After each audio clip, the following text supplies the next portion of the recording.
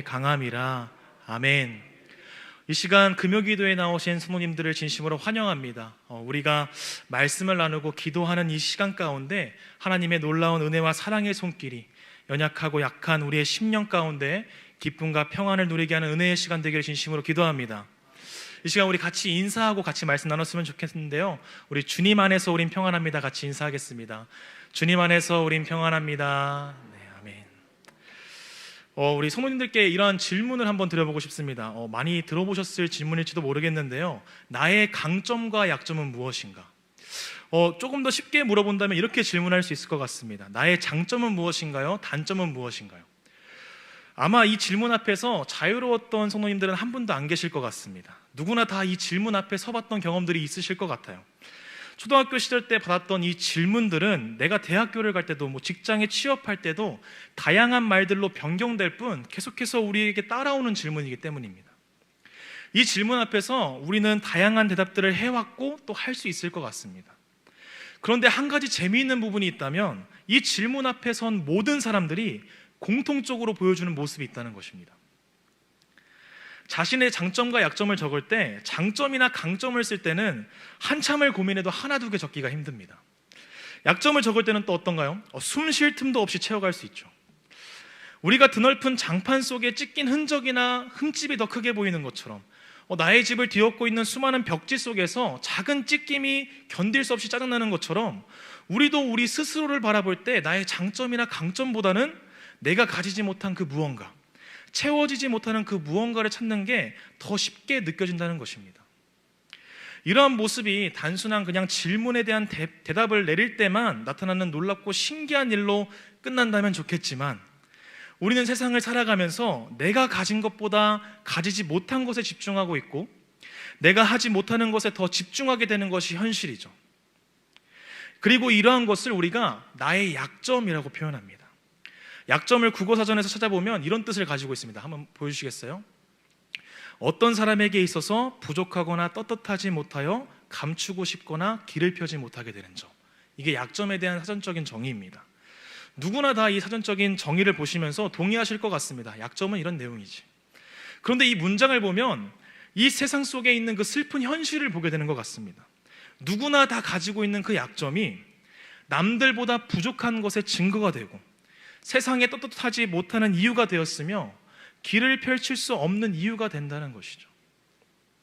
그래서 우리에게 약점, 이 약함은 그 누구에게도 보여줄 수 없는 것, 감춰야 하고 숨겨야 하는 것이 되어버린 것입니다. 세상에서 자기소개서를 쓸 때 이 장점과 약점을 쓰는 법을 가르칩니다. 그 중에서 약점을 쓰는 법은요, 이런 공식이 있습니다. 진짜 약점을 쓰면 안 된다고 하는 것입니다. 진짜 약하고 나에게 어려움이 있는 것들을 쓰면 안 되고 충분히 극복이 가능하거나 또는 극복한 것처럼 보여지는 것을 이야기하거나 노력을 통해서 이미 이겨낸 것을 적어야 한다고 가르치는 것이죠. 그런데 정말 이러한 것이 우리에게 약점이라고 불릴 수 있는 것일까요? 이 모든 것을 종합해 볼 때 세상에서 말하는 약함은 이러한 내용을 가지고 있습니다. 숨기고 살아가야 하는 것, 그 누구에게도 보여줘서는 안 되는 것, 이것이 약점이라고 말하는 것이죠. 성도 여러분들은 이 약함에 대해서 어떻게 생각하고 계신가요? 세상에서 말하는 것처럼 내가 가지고 있는 그 약함은 나를 보잘것없게 만들고 떳떳하지 못함을 증거하는 것이며 감추고 가려야만 하는 것일까요? 오늘 우리가 읽은 본문 속에 바울은 이 거짓 사도들에 의한 공격을 받고 있습니다. 그들은 이 바울이 가지고 있는 이 약함과 자신의 모습들을 비교하면서 이 바울의 사도적인 권위에 대해서 물음표를 던지고 그 결과 바울을 통해서 전해졌던 그 참된 복음마저 거짓된 것이라고 알게 된 것이죠. 그래서 이 고린도 교인들은요, 참된 복음이 아닌 그 거짓 사도들이 전한 거짓된 복음 앞에 서 있게 된 것입니다. 이 모든 문제의 원인이 바울이 가지고 있는 그 약함 때문에 비롯된 것처럼 보여지는 것입니다. 본문 안에서 보여지는 그 고린도 교회의 상황은 바울의 사도성이 바울의 약함으로 인해서 무너지고 그로 인해서 하나님의 참된 복음마저 거짓된 이야기들에 실패하는 것처럼 보여지고 있습니다. 우리는 그러한 현실을 살아가고 있는 바울의 말을 오늘 우리가 함께 보고 있는 것입니다. 우리는 오늘 이 바울이 겪고 있는 상황을 통해서 지금 이 세상 가운데 약함을 가지고 있는 그리스도인들이 어떠함을 가지고 살아가야 하는가, 그것에 대한 하나님의 뜻과 대답을 찾아가는 시간이 되길 진심으로 기도합니다. 사실 세상 속에서 이 약함을 가지고 살아간다는 것은 피할 수 없는 사실입니다. 누구나 다 약함을 가지고 있죠. 누군가에게 이 약함은 사람 관계에 대한 약함이 될 수도 있고, 능력적인 약함이 될 수도 있습니다. 또는 실패에 대한 약함이 될 수도 있고, 육체적인 약함, 씻을 수 없는 상처 또한 우리에게 약함이 되는 것이죠. 그런데 이 모든 약점들 가운데 한 가지 변하지 않는 사실이 있다면, 사람은 그 누구도 완전하고 완벽한 삶을 살아갈 수 없다는 것입니다. 누구나 다 약점을 가지고 있다는 것이죠. 그리고 또 한 가지 확실한 사실은, 그 누구도 이 사실에 대해서 알고 있지만 인정하고 싶지 않아 합니다. 그래서 모든 사람들은 약함을 이겨내고 강함을 가진 사람이 되길 원하는 것이죠. 불완전한 삶에서 벗어나 완전한 삶을 누리고 싶어 하는 것입니다. 학생은 공부를 잘해서 뛰어난 성적을 가진 사람이 되고 싶어 하고, 친구 관계에서 성공하기 위해서 자기의 외모를 가꾸고 자기의 단점을 가리기 위해서 노력하는 것입니다. 그렇게 힘을 쓰고 애쓰는 것이죠. 그러나 채워지지 않는 현실의 벽 앞에서 두려워하고 불안해하고 걱정하는 것이죠. 직장을 다니는 직장인들에게도 더 좋은 자리에 더 좋은 급여로 더 좋은 현실을 만들고 싶어 합니다. 왜 그렇습니까? 더 나은 가장이 되기 위해서, 더 나은 남편이 되기 위해서, 더욱더 완전하고 깨어지지 않는 삶을 위해서 그렇게 하는 것이죠. 그러나 나의 약함이 장애물이 될 때 좌절하고 낙심하게 되는 것입니다. 그런데요, 이러한 틈은 신앙생활 안에서 똑같이 적용됩니다. 나의 상황과 나의 기분에 따라 하나님의 일하심을 판단하게 되는 것이죠. 나의 믿음이 없고 약한 것 같을 때, 나의 능력적인 한계와 약함, 나의 죄성으로 인한 약함과 연약함이 있을 때 하나님께서 하실 수 있는 것이 없게 느껴지기도 한다는 것입니다. 그래서 우리는 나의 약함 때문에 신앙 앞에서 무기력함을 느끼게 되는 것이죠. 그 결과 어떻게 되는 것입니까? 세상과 별반 다를 것 없이 강함을 쫓아 살아가는 것입니다. 눈에 보이는 결과에 집착하게 되고, 변한 것이 없는 나의 삶 속에서 하나님에 대한 원망이 생기기 시작하는 것이죠. 그리고 그 결과 신앙생활 안에서도 세상의 기준을 통해서 나의 신앙과 삶을 바라보게 되는 것입니다. 고린도 교회가 이 바울의 연약함을 바라보면서 거짓 사도들의 말을 쫓아간 것도 그러한 이유 때문이 아닐까요? 우리는 바울을 대단한 신앙을 가진 사도 또는 참된 하나님의 종으로 바라보고 있습니다. 그렇게 바라보는 이유가 무엇입니까? 그가 신약에 포함된 27권의 성경 중에서 14권을 작성한 사도이기 때문입니까? 그가 수많은 이적을 펼치고 전 세계를 돌아다니며 많은 사람들을 복음 앞으로 나아오게 하고 지금에 이르기까지 많은 신앙인들에게 참된 복음을 제시하는 그리스도의 종이기 때문입니까? 물론 바울이 그러한 위대한 업적을 남긴 것은 사실입니다. 그는 참된 사도였고 그리스도의 종이었습니다. 그러나 바울의 삶에 대해서 바라볼 때 그 신앙의 업적을 통해서, 그의 성공한 사역을 통해서만 바라보기만 한다면 그것은 바울의 삶에 대한 참된 이해가 아닌 것입니다. 우리는 바울이 가진 그 약함에 대해서 집중해 볼 필요가 있는 것이죠. 거짓 사도들은 이 바울이 가지고 있는 연약함을 가지고 공격했습니다. 그 연약함은 사실 없는 소리가 아니었죠. 실제적으로 바울이 가지고 있는 약함이었던 것입니다. 그가 수많은 놀라운 업적과 능력을 가진 사도임에도 불구하고 그는 동시에 우리와 같이 세상 속에서 많은 연약함 속에 살아갔던 한 사람이었던 것입니다. 고통과 슬픔과 낙심 가운데 살아갔던 사람이었던 것이죠. 성경을 통해서 그는 자신 스스로 그러한 연약함에 대해서 고민하고 고통스러워하는 자신을 고백하고 있습니다. 로마서 7장 23절의 말씀에 바울의 고백을 같이 보려고 하는데요, 우리 현대인의 성경을 한번 같이 읽어보도록 하겠습니다. 우리 같이 읽겠습니다. 시작. 내 육체에는 또 다른 법이 있습니다. 그것이 내 마음과 싸워서 나를 아직도 내 안에 있는 죄의 종으로 만들고 있다는 것을 알았습니다. 아멘. 뭐라고 고백하고 있습니까? 그는 스스로 이렇게 고백하고 있습니다. 내 마음속에 참된 복음을 믿어서 하나님의 법이 있는데요, 그럼에도 나의 육체 안에는 그 또 다른 법이 있다는 것입니다. 그래서 바울 스스로 죄의 종으로 만드는 유혹 가운데 있다는 것을 고백하고 있는 것이죠. 우리가 알고 있는 이 바울의 모습 가운데 유혹 가운데 빠져서 힘들어하고 고통스러워하는 바울의 모습이 있다는 것입니다. 그래서 그는 탄식하며 이렇게 고백합니다. 오호라, 나는 공고한 사람이구나. 이 사람의 몸에서 누가 나를 건져내랴. 이렇게 고백하고 있는 것이죠. 그는 끊임없이 매 순간마다 죄의 법과 싸워야 했고 그 안에서 무너지는 자신을 발견할 때마다 좌절하고 낙심하고 쓰러질 때가 있었다는 것입니다. 그래서 그는 자신을 죄인 중에 괴수라고 표현하고 있는 것이죠. 또한 우리 고린도후서 11장 10절 말씀을 같이 한번 읽어보도록 하겠습니다. 시작. 그들의 말이 그의 편지들은 무게가 있고 힘이 있으나 그가 몸으로 대할 때는 악하고 그 말도 시원치 않다 하니. 제가 다시 한번 읽어드리겠습니다.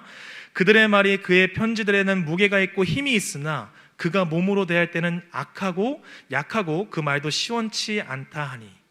무슨 이야기를 하고 있는 것이죠? 그는 또한 이 육체적인 연약함을 가지고 있던 사람이었던 것입니다. 그의 편지에는 무게가 있고 힘이 있었지만 그는 말을 잘 하지 못했고 몸도 약한 자라고 하는 것이죠. 이 모든 것은 그냥 악한 세력의 거짓말과 음해로 넘겨짚을 이야기는 아니었습니다. 바울 스스로 가지고 있던 실제적인 약함이었던 것이죠. 그는 몸이 쇠약했고 안질이라는 병을 앓고 있었습니다. 그리고 수많은 죄의 유혹 가운데 살아갔던, 육체의 가시를 지고 갔던 사람이었던 것이죠. 제가 지금 말하고 있는 것은 이 바울의 연약함을 통해서 그가 했던 일들을 깎아내리고자 하는 것은 아닙니다. 말 그대로 바울도 우리와 다를 것이 없는 이러한 육체적인 연약함과 죄성 앞에서 무너지는 약함을 가지고 있던 사람이었던 것입니다. 그런데 그의 성공과 놀라운 이적만을 바라보면서 우리는 한 가지 오해를 하게 되는 것이죠. 하나님을 믿는다는 것은, 하나님의 큰 일을 행하는 사람으로 살아간다는 것은 육체적인 한계나 나의 연약함이 다 벗겨지는 놀라운 은혜를 경험하고 모든 연약함이 나에게 벗겨지며 승리하는 삶, 성공한 삶을 살아가는 것이 전부라고 생각하게 되는 것입니다. 하나님 앞에 기도하며 간구하며 내 삶을 헌신하며 주님 앞에 나의 삶의 모든 것을 다 던질 때 나의 모든 문제가 사라질 것이고 연약함과 약함은 벗어질 것이며 모든 사람이 인정할 만한 참된 성공과 깨어지지 않는 평안함이 나에게 주어질 것이다. 이것만이 전부인 것으로 생각하는 것이죠. 그런데요, 바울은 이 거짓 사도들의 공격 앞에서 이렇게 고백합니다. 내가 말은 부족하지만 그들이 가진 지식과 비교했을 때 부족한 사람은 아니다. 그들이 히브리인이냐? 나도 히브리인이다. 그들이 이스라엘 사람이냐? 나도 그러하다. 나도 또한 아브라함의 후손이다 라고 고백하는 것이죠. 또한 그리스도의 종으로 그들과 비교했을 때 바울 자신은 그리스도 안에서 헌신하며 많은 어려움과 고초를 당한 자라고 고백하고 있습니다. 세상적인 기준으로 그들과 나를 비교했을 때 나는 어떠한 부분에서도 그 사람들과 부족하지 않다라고 이야기하는 것이죠. 우리는 이러한 바울의 말들을 통해서 이렇게 경험할지 모르겠습니다. 통쾌함을 경험하면서 역시 바울은 대단한 사람이구나 라고 고백할지 모르겠습니다. 그러나 바울은 이 모든 언급을 다 한 다음에요, 이렇게 고백합니다. 고린도후서 11장 21절의 말씀 우리 같이 한번 읽어보도록 하겠습니다. 시작. 부끄럽긴 하지만 우리는 너무 약해서 차마 그런 짓은 할 수 없음을 인정합니다. 그러나 누가 무엇을 자랑한다면 나도 어리석은 자랑을 좀 하겠습니다. 세 번역으로 같이 읽어봤는데요, 앞서 말했던 그 모든 것들이 무엇이라고 고백하죠? 어리석은 자랑, 어리석은 자랑이다 라고 고백하는 것이죠. 이 모든 것은 다 어리석은 고백이다, 이것은 중요한 것이 아니다 라고 고백하고 있는 것입니다. 그리고 그는 우리가 원하는 고백과는 전혀 다른 고백을 드립니다. 고린도후서 11장 30절의 말씀 제가 읽어드리겠습니다. 내가 부득불 자랑할진대 나의 약한 것을 자랑하리라. 내가 어쩔 수 없이 자랑해야 할 것이 있다면 내가 가진 그 약한 것들을 자랑하겠다라고 고백하는 것입니다. 그리고 나서 고백하는 것은요, 바울 자신이 다메섹에서 전도하다가 유대인들을 피해서 밤에 광주리에 담겨 성벽에 달아내려져 도망가는 구사일생의 상황을 고백하고 있는 것입니다. 그 유명한 다메섹 도상에서 예수님을 만남을 경험한 다음에 예수님 앞으로 회심을 경험했던 그 바울이 가장 먼저 겪었던 일은요, 많은 사람들이 회심을 경험하고 많은 사람들이 복음을 듣고 무언가 큰 성공을 이루는 것이 아니라 놀라운 하나님의 계획과 기쁨의 순간을 경험한 뒤에 그가 겪었던 것은 많은 사람들이 바울의 고백에 의해서 당혹하고 죽을 위기를 겨우 벗어났던 그런 실패의 경험담을 고백하고 있는 것입니다. 그는 성공적인 전도 여행의 순간들이나 회심한 자들이 쏟아져 나왔던 선교의 현장이 아니라 가장 영광스러운 경험 이후에 그가 겪어야 했던 그 고초들을 자랑하고 있는 것입니다. 이 모든 것들을 우리가 바라볼 때 그리스도인의 삶은 실패하고 부족하고 고난과 고초를 겪는 삶이라고 이야기하고 있는 것은 아닙니다. 그렇게 단순한 고백이 아닌 것이죠.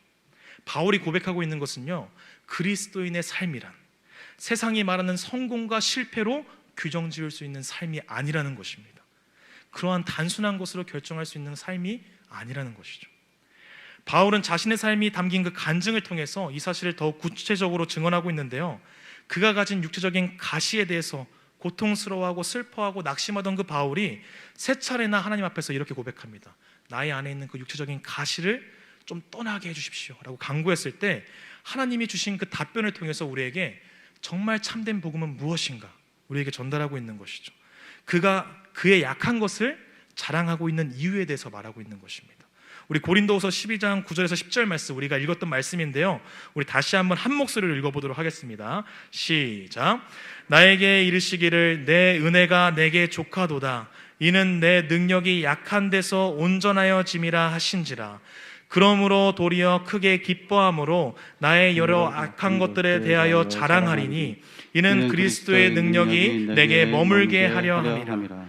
그러므로 내가 그리스도를 위하여 약한 것들과 능욕과 궁핍과 방해와 공고를 기뻐하노니 이는 내가 약한 그때에 강함이라. 아멘.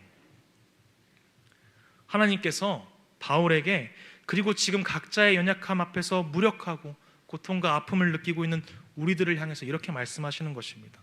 지금 연약하고 부족하여 쓰러질 것 같은 너의 어떠함으로 너의 존재가 결정되는 것이 아니다. 너에게 임한 나의 은혜로 너는 충분히 사랑받고 이 세상 속에서 존귀한 나의 자녀다 라고 말씀하고 있는 것입니다. 그리스도인의 삶 가운데 중요한 것은 너의 큰 능력으로 이루는 너의 큰 성공이 아니다. 너의 어떠함이 아니라 너가 있는 그 자리를 통해서 하나님의 영광이 드러나는가가 중요하다고 말씀하고 있는 것입니다.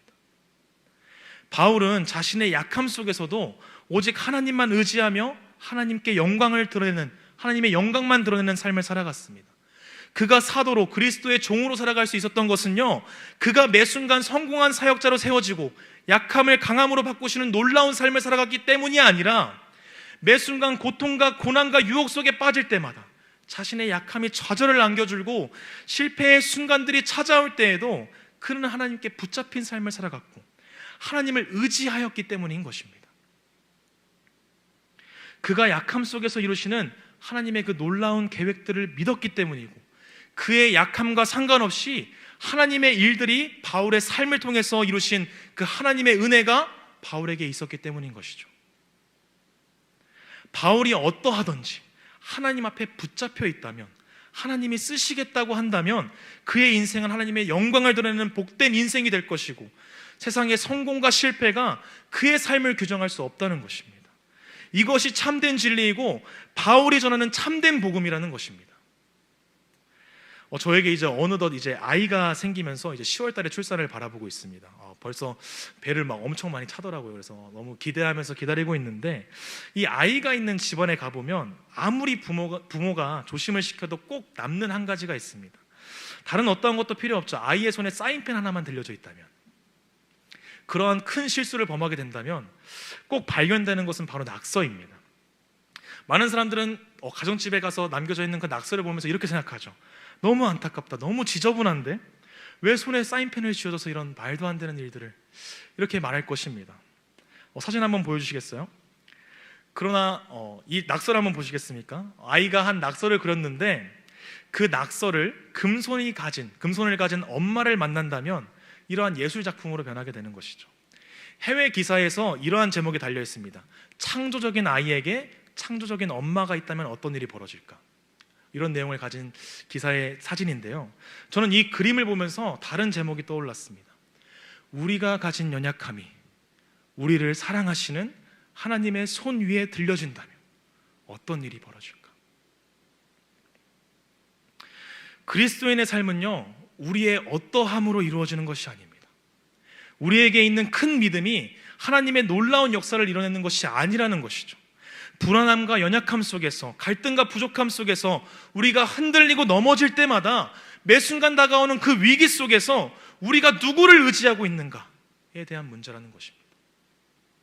지금 살아가고 있는 그 삶의 현장이 하나님의 영광을 드러내는 삶을 살아가는 것인가? 지금 내가 누구의 손 위에 붙들려 있는가? 누구의 손에 붙들려 있기를 원하고 간구하는가에 대한 문제라는 것입니다. 하나님께서는 오늘 바울의 삶의 간증을 통해서 우리에게 이렇게 말씀하십니다. 능력이 약한 데서 온전하여질 것이다.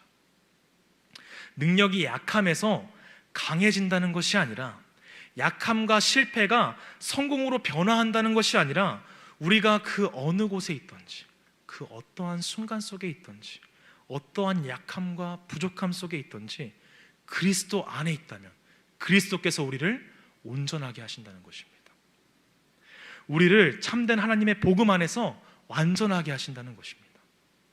성경의 전반에서 걸쳐 드러나는 그 하나님께서 우리에게 참된 복음의 능력을 드러내십니다. 그런데 인간의 능력이 강할 때, 인간의 능력이 강할 때가 아닌 인간의 능력의 약함으로 그 모든 것을 헤쳐나갈 능력이 없을 때, 하나님을 붙잡고 의지할 때 하나님의 능력을 나타내길 기뻐하시는 그 하나님의 모습을 우리가 발견할 때가 많습니다. 요셉의 어떠함이 하나님의 역사를 드러내는 것이 아니라, 야곱의 어떠함이 하나님의 놀라운 역사를 드러내는 것이 아니라는 것입니다. 모세의 뛰어난 능력이 이스라엘을 애굽의 손에서 건져낸 것이 아니며, 베드로의 굳건한 믿음이 그를 예수님의 제자로 부르게 하신 것이 아니며, 바울의 뛰어난 능력과 카리스마가 놀라운 전도의 역사를 만들어낸 것이 아니라는 것입니다. 이 모든 것은 하나님의 놀라운 역사와 하나님 안에 있는 참된 평안이 우리 안에 임재하는 그 순간은, 불안함 속에서 주님을 찾을 때, 역경 속에서 주님을 찾을 때, 나의 연약함과 부족함 속에서 하나님을 의지할 때, 나의 어떠함으로 나를 사용하시는 하나님이 아닌 나의 간절한 간구와 부름의 고백 가운데 하나님의 놀라운 역사와 큰 일을 우리 가운데 행하신다는 것입니다. 그것이 참된 복음 안에 거하는 자, 참된 그리스도인의 삶이라고 말하고 있는 것입니다. 성도님들은 지금 어떠한 연약함을 숨기며 살아가고 계신가요? 어떠한 약함과 부족함과 결핍 속에서 살아가고 계신가요? 오늘 말씀 앞에, 이 참된 복음 앞에 나와 나의 모든 약함과 나의 죄성으로 무너졌던 그 시간들을 고백하는 시간이 되게 진심으로 기도합니다. 사망의 음침한 골짜기 안에서 벗어나기를 힘쓰는 것이 아니라, 그 안에서도 하나님의 능력을 의지하며 해를 두려워하지 않는 참된 복음에 붙들린 성도가 되시길 진심으로 기도합니다. 나의 깨어짐을 부끄러워하고 나의 연약함이 드러나는 것을 두려워하는 삶이 아니라, 그 연약함과 깨어짐 속에서도 함께 하시는 하나님을 고백하며, 아직 연약함 속에서, 깨어짐 속에서 두려워하고 낙심하는 나의 지체들을 향한 참된 하나님의 위로를 전할 수 있는 참된 그리스도인의 삶을 살아가기를 진심으로 기도합니다. 우리가 세상적인 기준이 아니라 하나님의 영광을 위한 삶을 살아갈 때 우리를 통해서 예수 그리스도가 드러나는 삶을 살아가게 하실 것이고요, 나의 약함은 더 이상 나의 장애물과 나를 낙심하게 하는 것이 아니라, 약함 가운데 일하시는 그 하나님의 은혜가 우리를 기쁨 가운데 거하게 하실 줄 믿습니다. 불안함을 벗어난 삶이 아니라 그 안에서도 참된 평화와 참된 기쁨이 우리 안에 거하게 하실 줄 믿습니다. 자리를 따라서 살아가는 삶이 아니라, 나의 어떠함을 완성하는 삶이 아니라, 그리스도가 가신 그 좁고 험한 길 속에서도 주님 한 분만으로 완전하여지는 자리, 불안함과 연약함 속에서도 완전함을 누리게 하시는 그 놀라운 은혜의 자리 가운데 함께 계시기를 진심으로 기도합니다. 이 시간 우리 같이 함께 예수 나를 오라 하네